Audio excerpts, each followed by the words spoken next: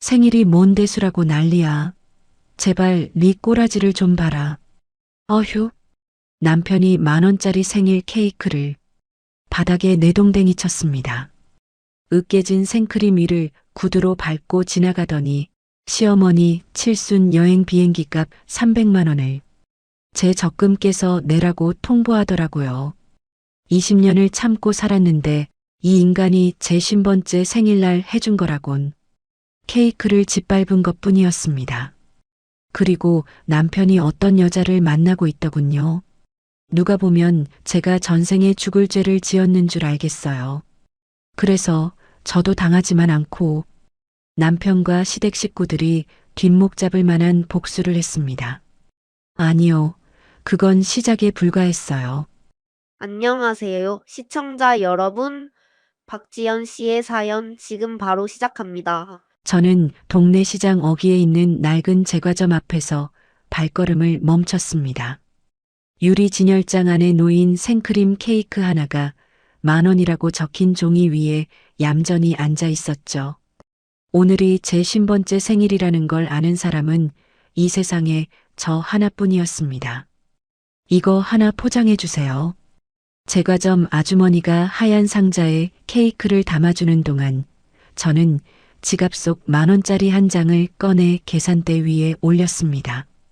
20년 넘게 살림만 해온 전업주부에게 10,000원짜리 케이크는 유일하게 제 자신에게 줄 수 있는 선물이었죠. 낡은 아파트 현관문을 열고 들어와 식탁 한가운데에 케이크 상자를 올려놓았습니다.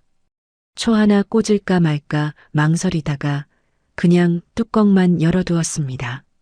하얀 생크림 위에 딸기 새 알이 올라간 소박한 케이크가 형광등 아래서 조용히 빛났죠. 7시가 넘어서야 현관 비밀번호 누르는 소리가 들렸습니다.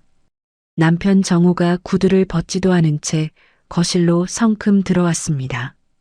정우는 식탁 위 케이크 상자를 힐끗 내려다보더니 미간을 확 찌푸리며 외투를 소파 위로 내던졌습니다. 이게 뭐야? 오늘 내 생일이잖아. 케이크 하나 사왔어. 정우가 코웃음을 치며 식탁 의자를 끌어당겨 털썩 앉았습니다. 생일이 뭔 대수라고. 네 꼬라지를 봐. 머리는 언제 한 거야? 옷은 또 뭐야? 동네 아줌마들 중에 너만큼 촌스러운 사람이 있어? 저는 아무 말 없이 부엌으로 가서 밥을 푸기 시작했습니다. 등 뒤로 정우의 혀차는 소리가 선명하게 들려왔죠. 20년 동안 수천 번은 들었을 그 소리에 이제는 심장이 뛰지도 않았습니다. 밥 차려. 배고파 죽겠는데 이딴 걸 식탁에 올려놔서 밥맛을 떨어뜨려. 제가 쌀밥과 찌개를 식탁으로 옮기려는 순간이었습니다. 정우가 벌떡 일어서더니 식탁 위 케이크 상자를 손바닥으로 후려쳤습니다. 상자가 식탁 모서리에 부딪히며 뚜껑이 벌어졌고 하얀 생크림 케이크가 바닥으로 떨어져 처참하게 뭉개졌습니다. 딸기 새 알이 장판 위로 대굴대굴 굴러갔습니다. 생크림이 으깨진 빵 조각 사이로 질척하게 번졌죠. 정우는 그 위를 굳으시는 채로 밟고 지나가며 안방 쪽으로 걸어갔습니다.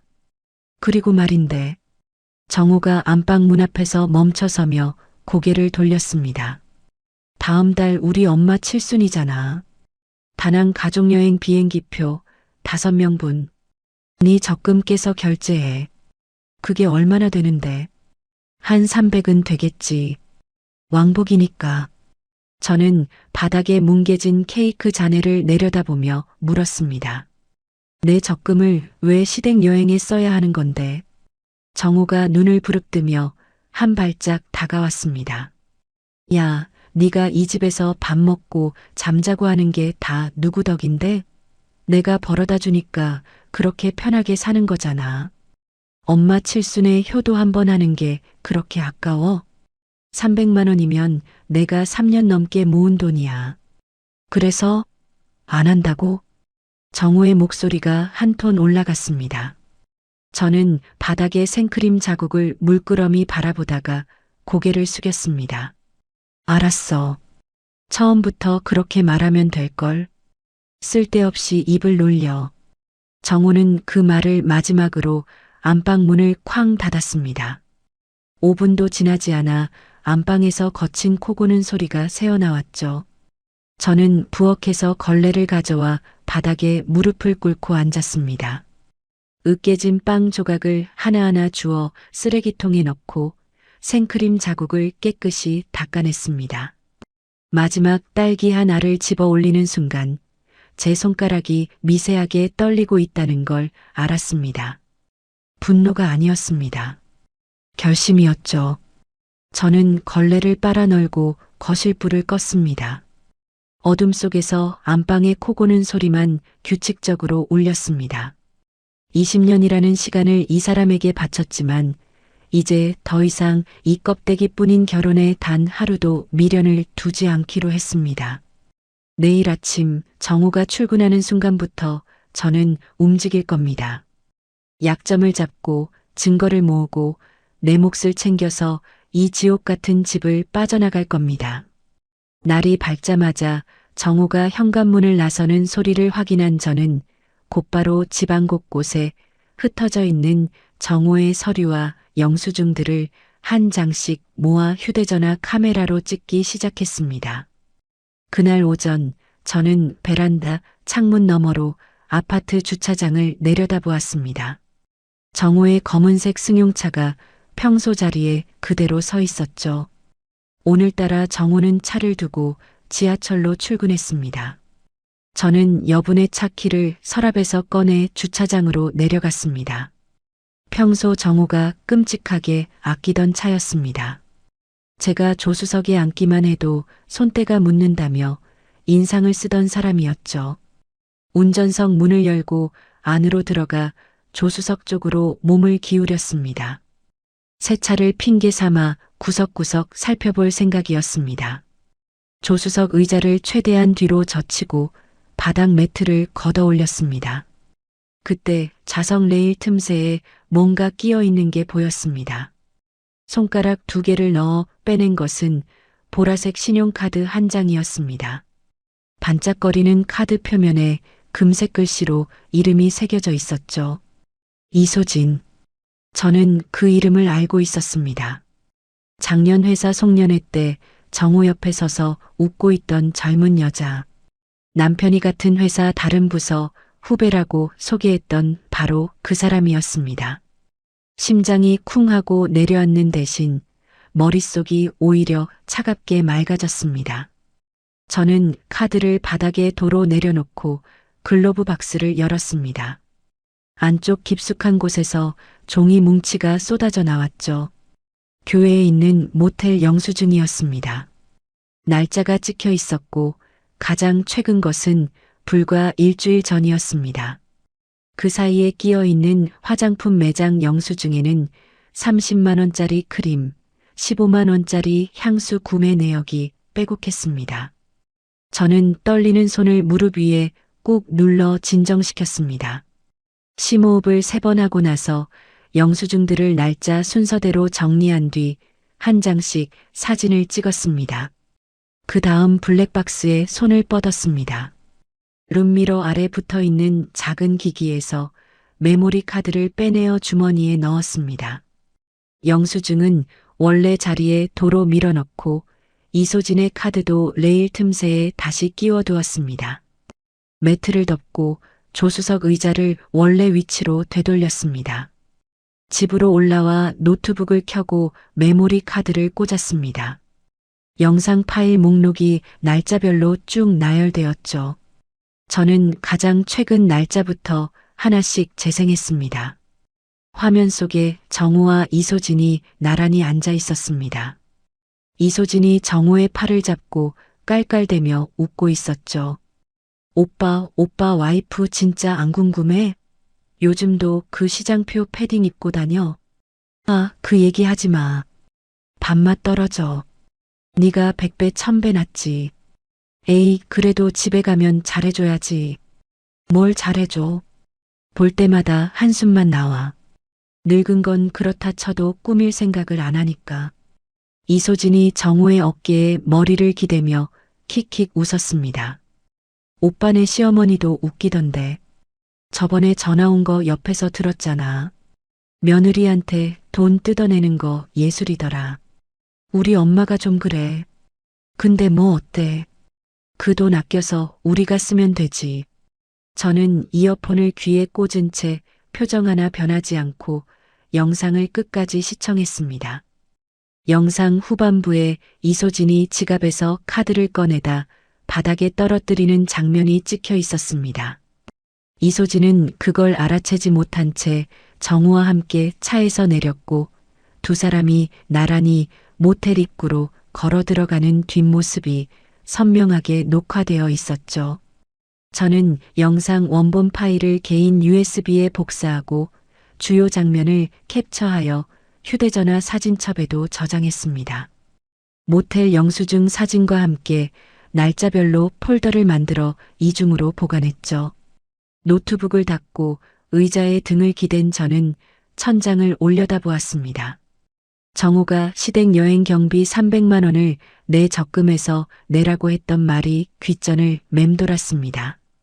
그 순간 머릿속에서 하나의 그림이 완성되었습니다. 저는 다시 주차장으로 내려가 조수석 레일 틈새에서 이소진의 보라색 카드를 꺼내 지갑에 넣었습니다. 집으로 돌아와 휴대전화를 들고 시어머니에게 전화를 걸었습니다. 어머니, 저 지연이에요. 다낭 비행기표 오늘 안으로 예약해 드릴게요. 아이고, 그래. 정우가 시켰지? 우리 아들이 효자라니까. 네, 어머니. 걱정 마세요. 오늘 중으로 다 끝내놓을게요. 전화를 끊고 저는 휴대전화 화면을 가만히 들여다보았습니다. 지갑 속 보라색 카드의 모서리가 손끝에 닿았죠. 그날 오후 저는 거실 소파에 앉아 휴대전화로 항공권 예약 앱을 열었습니다. 출발지 인천, 도착지 다낭, 왕복, 성인 5명. 시어머니를 포함한 시댁 식구들의 이름과 여권 번호를 하나하나 입력했죠. 정우가 작년에 본가 여행 갈 때 쓰라며 보내준 단체 카톡방에 여권 사진이 고스란히 남아 있었습니다. 검색 버튼을 누르자 항공편 목록이 쭉 나열되었습니다. 날짜와 시간을 맞추니 1인당 60만 원, 5명 합산 300만 원이 결제 금액으로 떴습니다. 저는 지갑에서 보라색 카드를 꺼냈습니다. 카드 앞면에 이소진이라는 이름이 형광등빛 아래서 선명하게 빛났죠. 카드 번호 16자리, 유효기간, 뒷면에 3자리 숫자를 천천히 입력했습니다. 손끝이 차가웠지만 단 한 번도 망설이지 않았습니다. 결제 버튼을 눌렀습니다. 3초, 5초, 7초. 화면이 바뀌며 결제 완료라는 글자가 떠올랐습니다. 300만 원 일시불 승인.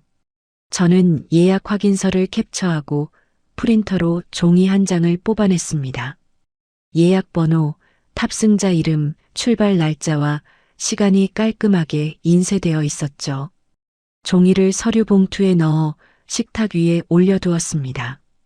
그리고 시어머니에게 종이 항공권 예약 확인서를 사진으로 찍어 메시지를 보냈습니다. 어머니, 예약 완료했어요. 정우가 특별히 챙겨준 카드로 결제했습니다. 1분도 지나지 않아 시어머니에게 전화가 왔습니다. 저는 조용히 통화 녹음 버튼을 누른 뒤 전화를 받았죠. 여보세요, 어머니. 아이고, 우리 아들 진짜 효자네, 효자. 카드까지 따로 챙겨주고. 역시 내 아들이야. 네, 어머니. 정우가 꼭 좋은 자리로 예약하라고 신신당부하더라고요. 그래. 내가 아들을 잘 키웠지. 너는 그런 남편 만난 거 평생 감사하면서 살아. 알겠어? 네, 어머니.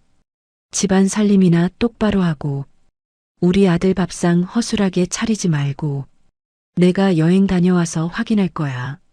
네, 잘 다녀오세요. 아, 그리고 여행 가방 하나 새로 사야 하는데 그것도 네가 알아서 해. 정우한테 말 안 해도 되지? 네, 어머니. 제가 알아볼게요. 전화가 끊어진 뒤에도 저는 한동안 휴대전화를 귀에 대고 있었습니다. 녹음 파일이 제대로 저장되었는지 확인하고 나서야 전화기를 내려놓았죠. 같은 시각 어딘가에서 이소진의 휴대전화가 울리고 있었을 겁니다. 300만 원 일시불 결제 알림이 뜨는 그 순간 이소진의 얼굴이 어떻게 변했을지 저는 충분히 상상할 수 있었습니다. 저녁 때 퇴근한 정호가 식탁 위 서류 봉투를 발견하고 꺼내보았습니다. 뭐야 이거? 어머니 비행기표? 오늘 예약했어. 정호가 종이를 대충 훑어보더니 고개를 끄덕였습니다. 적금 깼어? 응. 수수료 좀 나갔지만 어쩔 수 없지. 잘했네.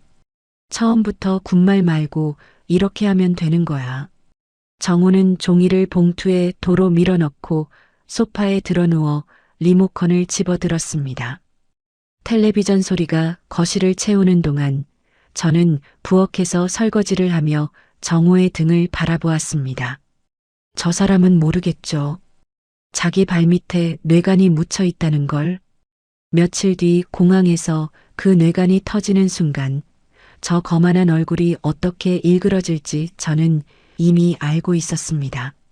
설거지를 마치고 손을 닦으며 저는 혼자 조용히 웃었습니다. 지갑 속 보라색 카드는 이미 제 역할을 다했고 이제 남은 건 기다리는 일뿐이었죠. 그 시각 회사 사무실에서 업무를 보던 이소진의 책상 위로 휴대전화가 요란하게 울렸습니다. 화면에 뜬 카드사 알림 문자를 본 이소진의 눈이 크게 벌어졌죠. 뭐야 이게? 300만 원? 인터넷 여행사? 이소진이 허둥지둥 핸드백을 뒤져 지갑을 꺼냈습니다. 카드 칸을 하나하나 넘기던 손가락이 멈췄죠. 보라색 카드가 있어야 할 자리가 텅 비어 있었습니다. 없어. 카드가 없어. 이소진이 지갑을 뒤집어 털고 핸드백 바닥까지 손을 넣어 뒤졌지만 카드는 나오지 않았습니다. 이소진은 곧바로 카드사 고객센터에 전화를 걸었죠. 여보세요. 제 카드로 오늘 300만 원이 결제됐는데요. 제가 결제한 거 아닙니다. 어디서 결제된 거예요? 고객님, 확인해 보니 인터넷 항공권 예약 사이트에서 다낭행 왕복 항공권 5매가 결제되었습니다. 다낭? 항공권 5장? 미쳤네. 저 그거 결제 안 했어요. 도난 신고해 주세요. 바로요. 이소진의 머릿속에서 퍼즐 조각이 맞춰지기 시작했습니다. 며칠 전 정호의 차에서 내릴 때 지갑을 열었던 기억이 떠올랐죠. 그때 카드를 흘렸나 아니면 그 인간이 가져간 거야. 내 카드를 훔쳐간 거라고. 이소진의 얼굴이 시뻘겋게 달아올랐습니다. 자기 카드로 자기 본가 식구들 해외여행을 보내다니. 배신감과 분노가 한꺼번에 치밀어 올랐죠. 이소진이 정호에게 전화를 걸었습니다. 신호음이 울리고 또 울렸지만 정호는 받지 않았습니다. 한 번, 두 번, 세 번, 네 번째 시도에서도 연결되지 않자 이소진은 휴대전화를 책상 위에 내리쳤습니다. 회의 중이래. 회의 중이면 내 300만 원은 어쩌라고. 이소진은 다시 카드사에 전화를 걸어 카드 분실 및 도난 등록을 완료시켰습니다. 그러고는 컴퓨터를 켜서 경찰청 민원 사이트에 접속했죠. 떨리는 손가락으로 키보드를 두드려 온라인 진정서를 작성했습니다. 피진정인 란에 김정호라는 이름 석자를 또박또박 적어 넣었습니다. 도둑질을 해? 나한테? 두고 봐, 김정호. 그날 밤이었습니다. 밤 10시가 넘어서야 퇴근한 정호가 현관문을 열고 들어왔죠. 저는 거실 소파에서 텔레비전을 보고 있었습니다. 정호가 식탁 위에 놓인 서류 봉투를 다시 한번 집어들며 말했습니다. 엄마한테 예약 확인서 보내줬어? 응. 사진 찍어서 보냈어. 어머니 많이 좋아하시더라. 당연하지. 300만 원이면 싼 거야. 엄마 칠순인데. 정우가 봉투를 내려놓고 화장실로 향했습니다.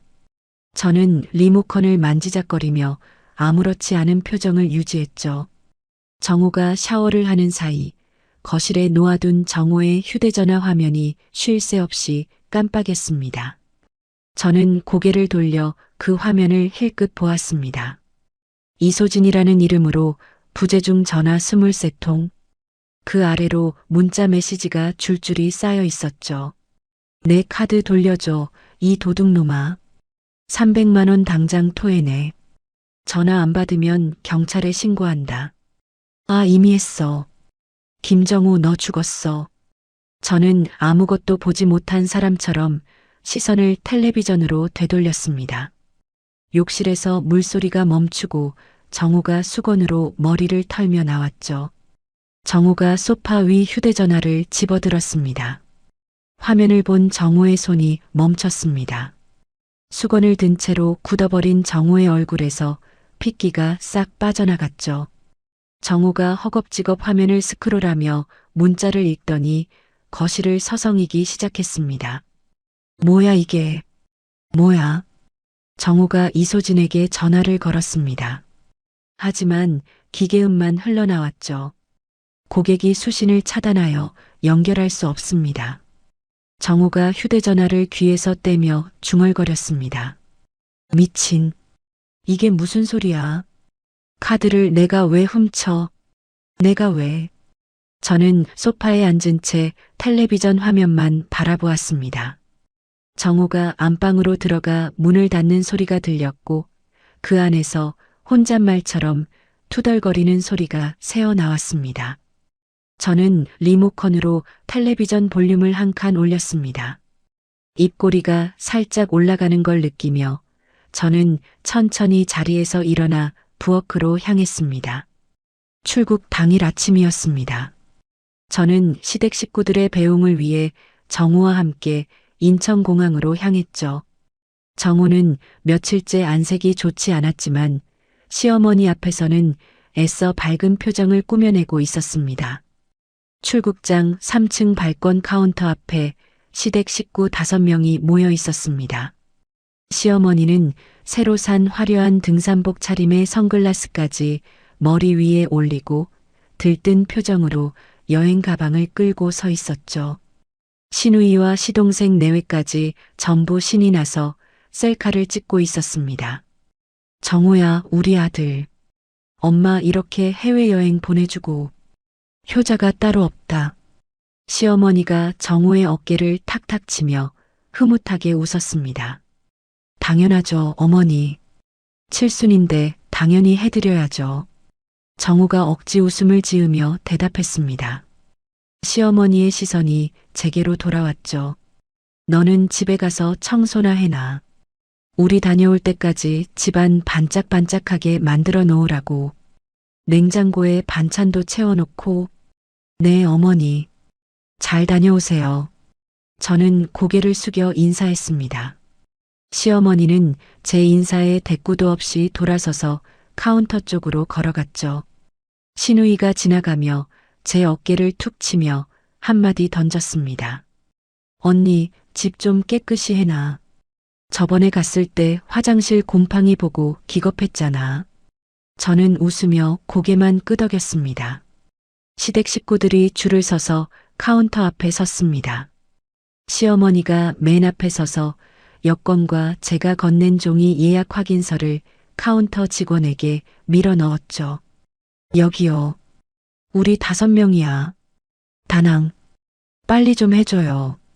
직원이 여권을 받아 시스템에 조회를 시작했습니다. 키보드를 두드리던 직원의 손가락이 멈췄죠. 직원이 모니터를 다시 한번 들여다보더니 옆자리 동료에게 고개를 돌려 뭔가를 물었습니다. 동료가 의자를 끌고 와서 모니터를 함께 확인하더니 고개를 가로저었습니다. 직원이 무전기를 집어들었죠. 손님, 잠시만 기다려주세요. 뭐야? 왜 그래? 빨리빨리 해줘. 비행기 시간 있잖아. 시어머니가 카운터를 손바닥으로 탁 쳤습니다. 직원이 난처한 표정으로 모니터 화면을 한 번 더 확인하더니 입을 열었습니다. 죄송합니다, 손님. 이 항공권은 결제에 사용된 신용카드가 도난 신고 처리되어 예약이 전면 취소된 상태입니다. 탑승권 발급이 불가능합니다. 뭐라고? 시어머니의 목소리가 한 옥타브 올라갔습니다. 뒤에 서 있던 시누이와 시동생 내외도 웅성거리며 앞으로 몰려들었죠. 무슨 소리야? 우리 아들이 돈 내고 예약한 거라고. 여기 확인서도 있잖아. 이거 봐, 예약 번호도 다 적혀 있다고. 시어머니가 종이를 카운터 위에 탁 내리치며 직원 앞으로 밀어 넣었습니다.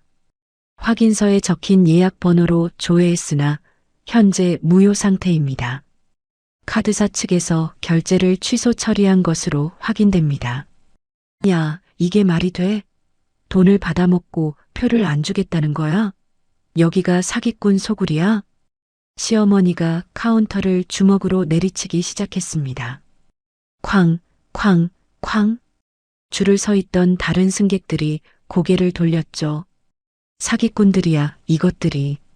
내 돈 300만 원 내놔. 당장 내놔. 시어머니가 고함을 지르며 카운터 위로 몸을 기울였습니다. 직원이 의자를 뒤로 밀며 물러났죠. 시누이가 시어머니 옆에서 직원을 향해 손가락질을 했습니다. 아니, 책임자 불러요, 책임자. 이게 무슨 항공사야? 돈 받아놓고 취소를 맘대로 해? 손님, 저희가 취소한 것이 아니라 카드사에서. 됐어. 윗사람 데려와. 주변 여행객들이 하나둘 몰려들어 휴대전화를 꺼내 촬영하기 시작했습니다.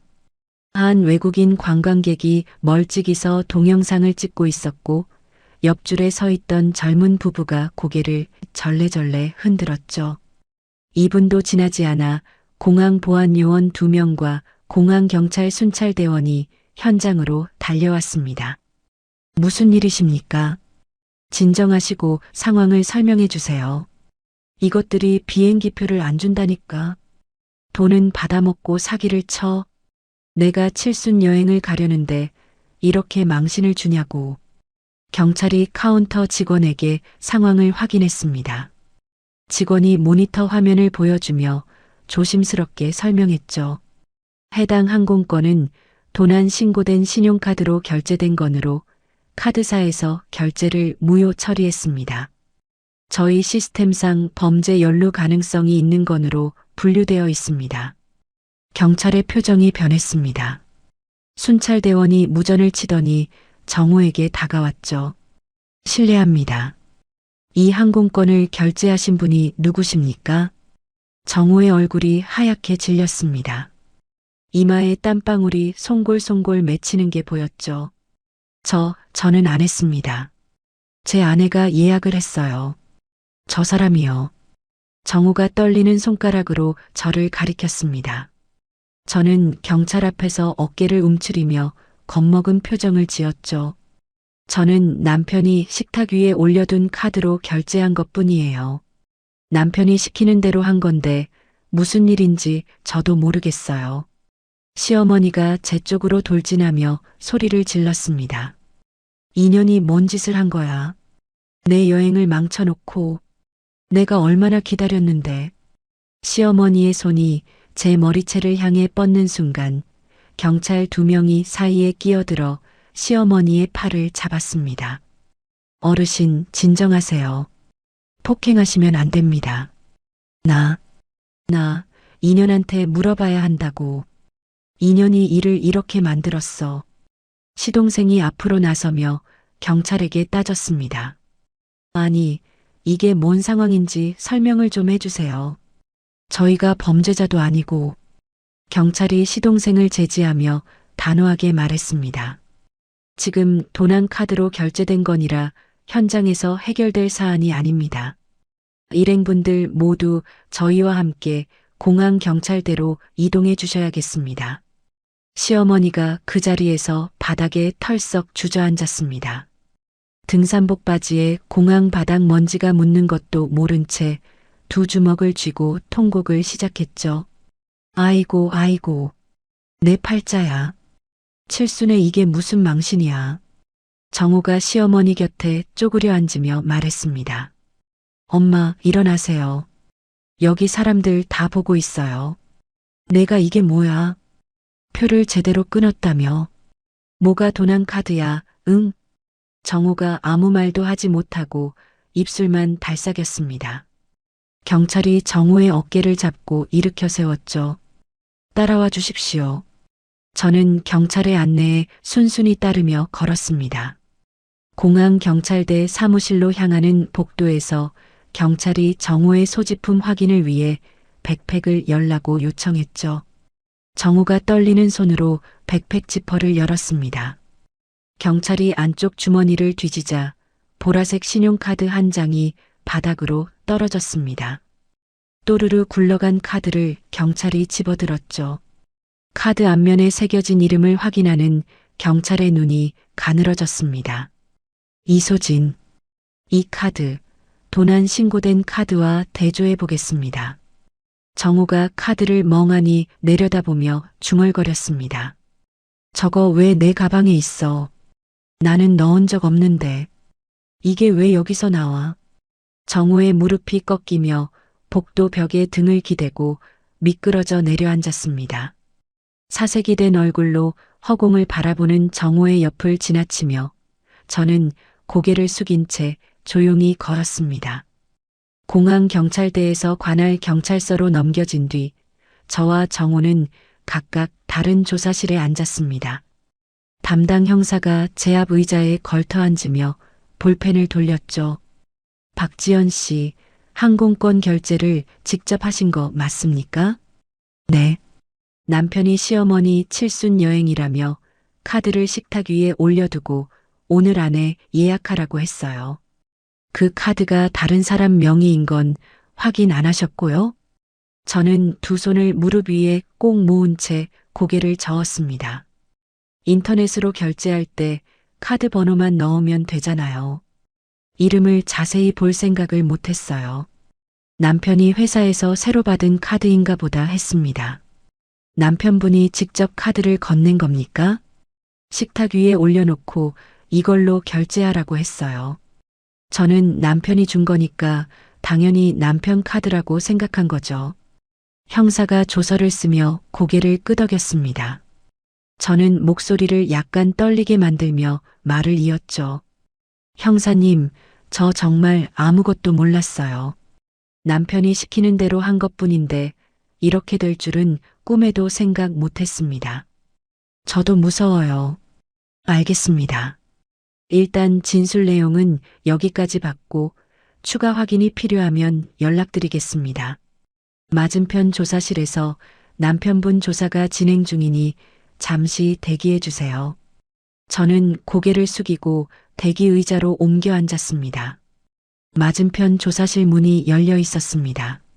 안쪽에서 형사의 목소리가 복도까지 선명하게 들려왔죠. 김정호 씨, 가방에서 나온 이 카드. 이소진 씨 명의의 신용카드가 왜 당신 소지품에 있었습니까? 모릅니다. 저는 정말 모르는 겁니다. 제가 넣은 적이 없어요. 모른다고요? 도난 신고된 카드가 본인 가방 안쪽 주머니에서 나왔는데 모른다는 게 말이 됩니까? 진짜예요. 누가 넣은 건지 저는 그 카드를 만진 적도 없다고요. 형사가 책상을 손바닥으로 탁 쳤습니다. 김정호 씨, 카드 주인인 이소진 씨가 직접 도난 신고를 했어요. 경찰에 진정서까지 냈고 당신 이름을 지목해서요. 그래도 모른다고 할 겁니까? 이소진이 제 이름을요? 왜요? 왜 제 이름을 대요? 정우의 목소리가 갈라졌습니다. 그건 내가 물어볼 말입니다. 이소진 씨와 어떤 관계입니까? 같은 회사 다른 부서 후배요. 그냥 아는 사이입니다. 그냥 아는 사이인 사람 카드가 왜 당신 가방에서 나옵니까? 그러니까 그걸 저도 모르겠다고요. 정우가 의자에서 몸을 앞으로 숙이며 두 손으로 머리를 감싸 쥐었습니다. 형사는 팔짱을 끼고 정우를 내려다보았죠. 좋습니다. 카드 주인이 곧 이쪽으로 옵니다.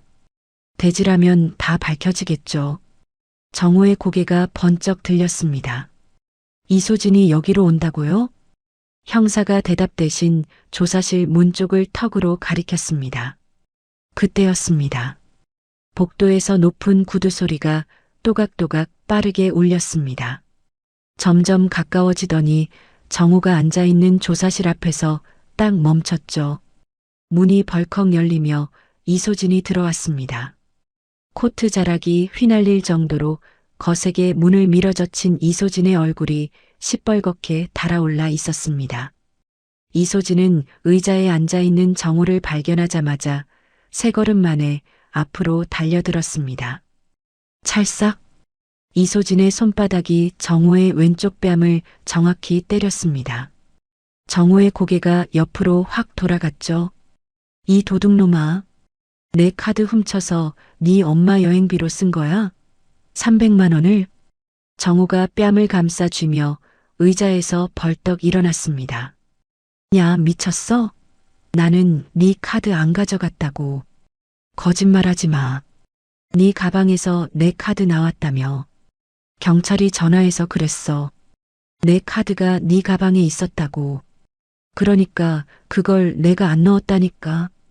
누가 넣은 건지 나도 모른다고. 이소진이 정호의 멱살을 두 손으로 움켜잡았습니다. 셔츠 칼라가 구겨지며 정호의 목이 앞으로 꺾였죠. 모른다고? 그럼 내 카드가 네 가방으로 날아들어갔어? 응? 내가 바보로 보여? 나 이것 좀 나. 300만 원 당장 토해내. 지금 당장. 이소진이 정호를 앞뒤로 흔들었습니다. 정호의 등이 벽에 쿵 부딪혔죠. 형사가 의자에서 일어나며 소리쳤습니다.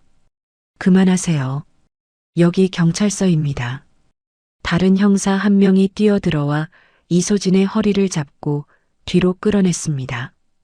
이소진이 팔을 버둥거리며 정호를 노려보았죠. 나요.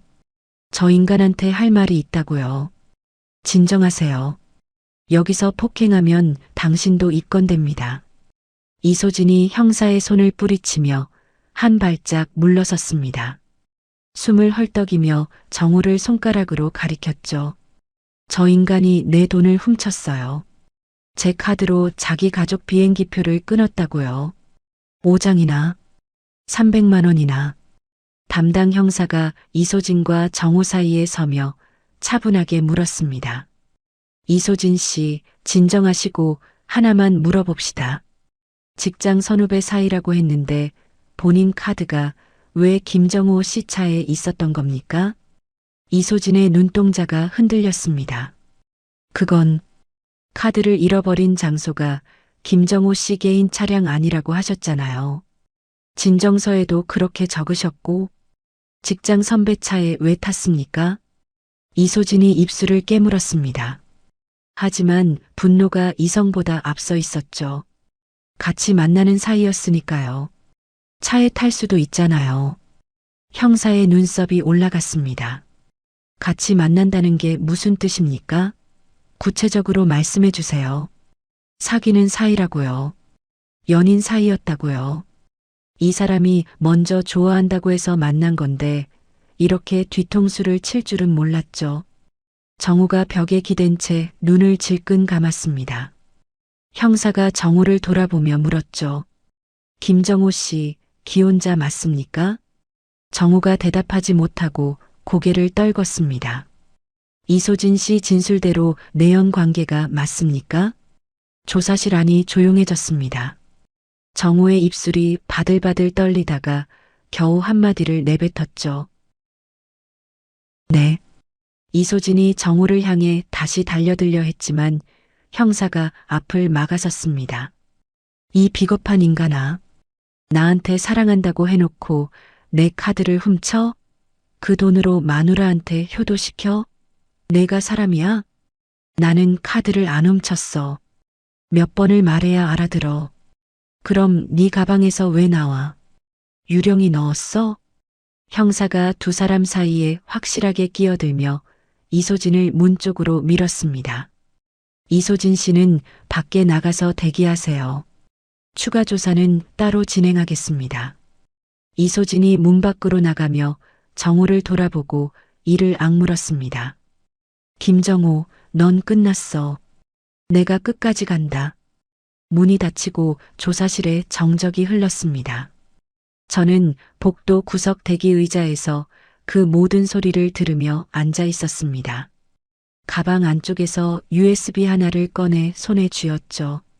담당 형사가 이소진을 내보내고 복도로 나왔을 때 저는 자리에서 조용히 일어났습니다.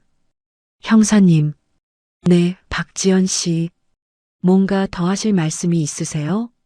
이건 남편 차에 있던 블랙박스 영상이에요. 제가 세차하다가 우연히 발견한 건데 혹시 도움이 될까 싶어서 가져왔습니다. 형사가 USB를 받아 손 위에 올려놓고 저를 한번 바라보았습니다. 모텔 영수증 사진도 같이 들어있어요. 날짜별로 정리해뒀습니다. 형사가 고개를 끄덕이며 조사실로 들어갔습니다. 컴퓨터에 USB를 꽂는 소리가 들렸고 잠시 후 영상 속 정호와 이소진의 웃음소리가 조사실 안에서 흘러나왔죠. 저는 대기 의자에 도로 앉아 두 손을 무릎 위에 가지런히 올렸습니다. 복도 형광등 불빛 아래서 저는 표정 하나 바꾸지 않고 조용히 기다렸습니다. 경찰서 로비는 순식간에 아수라장이 되었습니다. 공항에서 풀려나 택시를 타고 달려온 시어머니가 자동문을 밀치며 안으로 들어왔죠. 등산복 바지에 공항 바닥 먼지가 그대로 묻어 있었고 머리 위에 올려뒀던 선글라스는 어디서 떨어뜨렸는지 보이지 않았습니다. 시어머니가 로비를 두리번거리다가 대기석 의자에서 일어서는 이소진을 발견했습니다. 형사에게 조사를 마치고 나온 이소진이 핸드백을 어깨에 걸치며 출구 쪽으로 걸어가고 있었죠. 너야. 시어머니의 목소리가 로비 전체에 울렸습니다. 내가 우리 아들을 도둑으로 만든 년이지. 이소진이 고개를 돌렸습니다. 시어머니가 이미 세 걸음 앞까지 와 있었죠. 시어머니의 손이 번개처럼 뻗어 이소진의 팔뚝을 꼬집었습니다. 아! 이소진이 비명을 지르며 팔을 뿌리쳤습니다. 뭐야, 이 할머니가. 손대지 마세요. 인연이 어디서 할머니야. 내가 우리 정호를 꼬드겨서 이 난리를 만든 거잖아. 안 그래? 이소진이 뒤로 한 발짝 물러서며 팔뚝을 문질렀습니다. 손톱 자국이 선명하게 남아 있었죠. 이소진의 눈이 가늘어지며 시어머니를 똑바로 쳐다보았습니다. 꼬드기긴 뭘 꼬드겨요. 당신 아들이 먼저 매달렸어요. 매일 전화하고 매일 만나자고 한 사람이 누군데. 뭐, 인연이 지금 무슨 소리를 하는 거야. 몰라서 물어요? 당신 효자 아들이 바람 피우는 여자한테서 카드를 훔쳐서 엄마 비행기표 끊어준 거라고요. 그게 당신이 말하는 효도예요? 시어머니의 얼굴이 하얗게 변했습니다. 입이 벌어진 채로 이소진을 멍하니 바라보았죠. 거짓말. 거짓말이야. 우리 정호가 바람을 피워? 인연이 미쳤구나. 미친 건 당신 아들이에요. 유부남이 후배한테 사랑한다고 매달리고 그것도 모자라서 내 지갑에서 돈까지 빼가는 인간이 정상이에요? 시어머니의 다리가 흔들렸습니다. 아들이 직장 후배와 바람을 피웠다는 것. 자신의 칠순 여행 경비가 그 여자의 카드에서 나온 돈이었다는 것. 두 가지 사실이 동시에 머리를 때린 겁니다. 아니야. 아니야. 그럴 리가 없어. 경찰 조사실에서 본인 입으로 인정했어요. 저랑 사귀는 사이 맞다고. 형사 앞에서요. 시어머니의 무릎이 꺾였습니다. 바닥에 털썩 주저앉은 시어머니가 이소진의 코트 자락을 움켜잡았죠. 이년아, 이년아, 내가 우리 집안을 망쳤어. 내가 유혹한 거잖아. 그렇지? 나요. 옷 늘어나잖아. 이소진이 코트를 잡아당기며 뿌리치려 했지만 시어머니가 놓지 않았습니다. 시어머니의 손이 코트에서 이소진의 손목으로 옮겨갔죠. 내가 내 아들을 유혹 안 했으면 이런 일이 생겼겠어. 응? 이 여우 같은 년아. 유혹은 무슨 유혹이에요? 50 넘은 아저씨가 20대한테 먼저 들이댄 건데 왜 나한테 그래요? 뭐, 50이 넘으면 사람도 아니야? 인연이 지금 내 아들 나이를 가지고.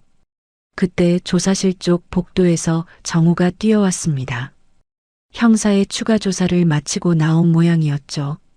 로비 한복판에서 어머니가 바닥에 주저앉아 이소진과 뒹굴고 있는 모습을 본 정우가 달려왔습니다. 엄마, 엄마, 일어나세요. 여기가 어디라고. 정우가 시어머니의 팔을 잡아 일으키려 했습니다.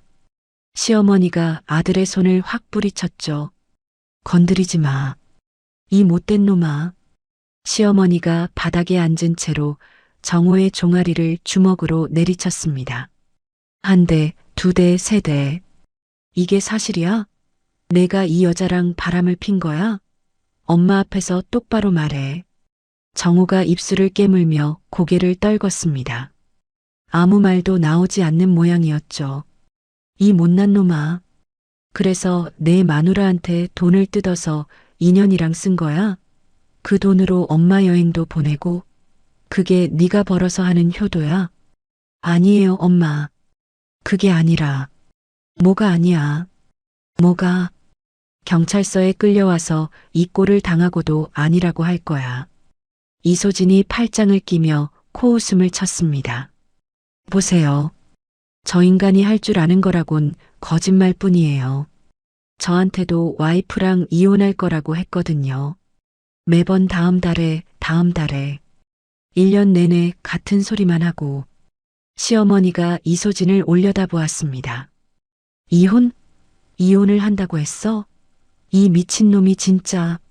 시어머니가 바닥을 짚고 일어서더니 정우의 뺨을 향해 손을 들었습니다. 찰싹 소리가 로비에 울렸죠. 네 마누라가 20년을 참고 살았는데 20년을 이 악물고 살림한 사람을 버려? 그것도 이런 년 때문에? 정우가 뺨을 감싸며 뒷걸음질 쳤습니다. 엄마, 여기서 이러지 마세요. 사람들 다 보고 있잖아요. 실제로 로비에 있던 민원인 대여섯 명이 입을 벌린 채 쳐다보고 있었습니다. 접수 창구 직원들도 일손을 멈추고 고개를 내밀었죠. 이소진이 한 발짝 앞으로 나서며 정우를 향해 손가락을 들이밀었습니다. 김정우, 나한테 300만 원 당장 물어내. 그리고 1년 동안 나한테 쓴 시간, 내 청춘값도 받아낼 거야. 각오해. 너도 좀 닥쳐. 지금 그게 중요해? 닥치라고? 지금 나한테 닥치라고 했어? 내가 내 카드를 훔쳐놓고? 이소진이 다시 정우에게 달려들었습니다. 시어머니가 그 사이에 끼어들며 이소진의 머리를 향해 손을 뻗었죠.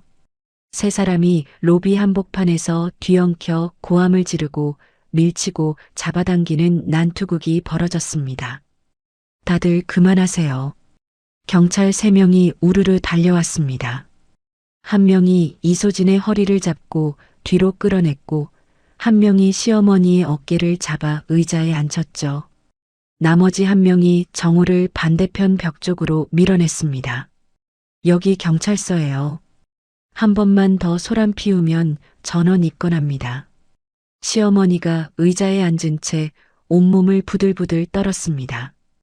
이소진은 반대편 대기석에서 흐트러진 머리를 쓸어넘기며 거칠게 숨을 몰아쉬었죠.